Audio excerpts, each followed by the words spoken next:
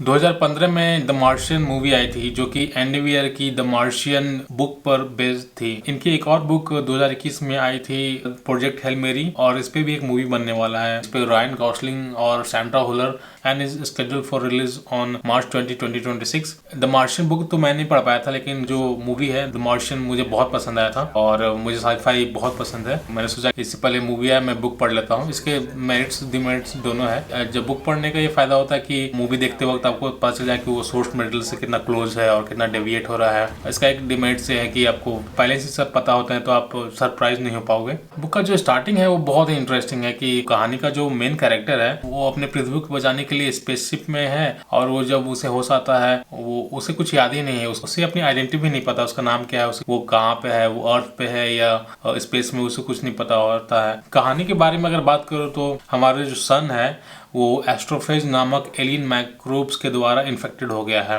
मतलब कि ये जो एलियन माइक्रोब्स हैं सन की एनर्जी को खा रहे हैं, due to which global dimming has started. और साथ ही साथ सन और वेनस के बीच में एक ब्राइट लाइन बन गया है जिसे पेट्रोवा लाइन कहते हैं। सन और वेनस के बीच में क्यों लाइन बना है? क्योंकि ये जो एलियन माइक्रोब्स है ब्रीडिंग के लिए कार्बन डाइऑक्साइड की जरूरत पड़ता है। तो ये क्या करते हैं कि सन से एनर्जी लेते हैं, फिर वेनस में जाते हैं, वहां से कार्बन डाइऑक्साइड लेते हैं और फिर वहां से रिप्रोड्यूस करके वापस सन की तरफ जाते हैं, और ये प्रोसेस चलता रहता है। अर्थ के साइंटिस्ट लोगों ने पता किया यही रेट चलता रहा तो सन की जो पावर है अगले 30 साल में पूरी तरह खत्म हो जाएगी और आइस एज आ जाएगा। अगर आइस एज आ गई तो अर्थ पे जितने भी लाइफ फॉर्म है सारे खत्म हो जाएंगे। ये जो एलियन माइक्रोब्स है एस्ट्रोफेज, नियर बाई जितने भी स्टार है सबको इन्फेक्ट कर दिया है एक्सेप्ट ताऊ सेती। ये एक स्टार है जो कि हमसे 12 लाइट ईयर दूर है। अर्थ के जो बुद्धिजीवी हैं अर्थ को बचाने के लिए वो डिसाइड करते हैं कि हम एक स्पेसशिप बनाएंगे। ये जो एस्ट्रोफेज है बहुत ही अच्छा फ्यूल का काम करता है, तो इसी फ्यूल को यूज करके हम एक स्पेसशिप बनाएंगे जिसे हम ताऊ सेती भेजेंगे, और वहां से हम